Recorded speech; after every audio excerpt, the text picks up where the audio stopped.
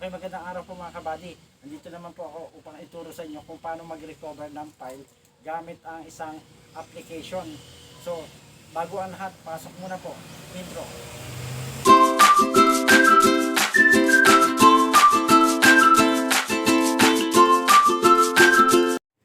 Okay mga kabady, ito po ang sasabi kong photo recovery apps na dinownload ko po sa Google Play Store.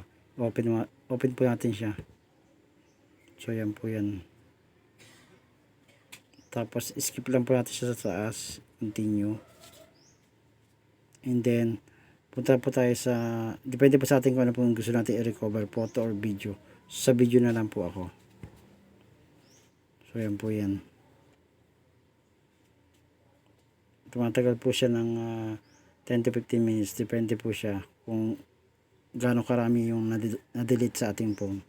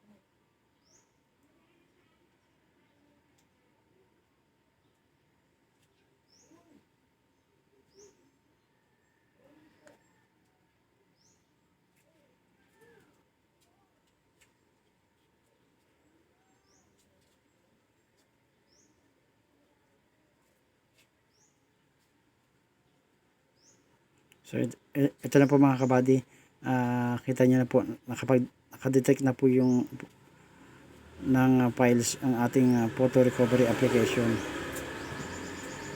So nagka-count na po siya ng number kung ilang file po yung pwede niya ma-recover.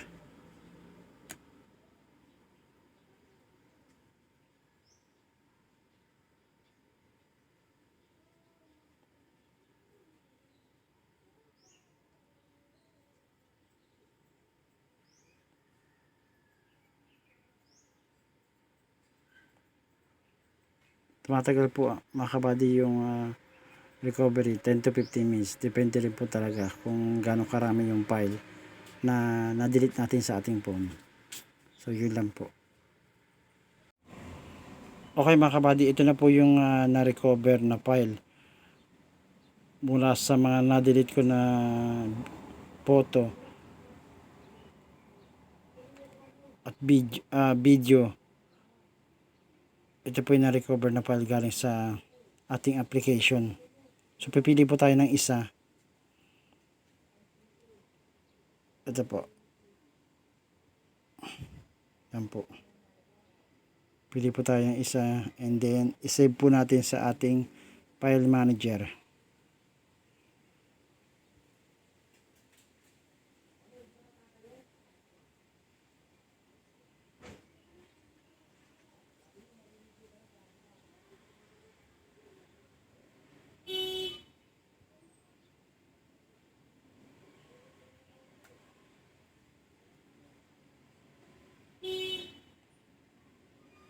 Yan po. Pili po tayo ulit ng isa.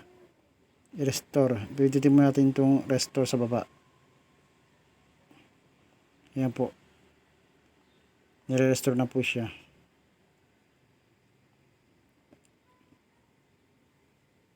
So yun po, nasave na po siya sa ating file manager. Punta po tayo sa exit na po natin to, tapos pupunta po tayo sa file manager.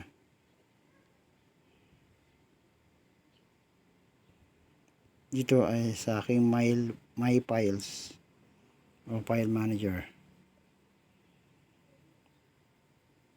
So ito po punta po tayo sa video. So ito po yung napili ko po kanina sa na-recover na ating application. Ito po na-save na po dito sa file manager ko po. Yan lang po. Salamat po. Okay mga kabady, nakita po ninyo kung paano po mag-recover gamit ang isang photo recovery apps. So hanggang sa mga susunod na pagbibigay ko ng kaalaman.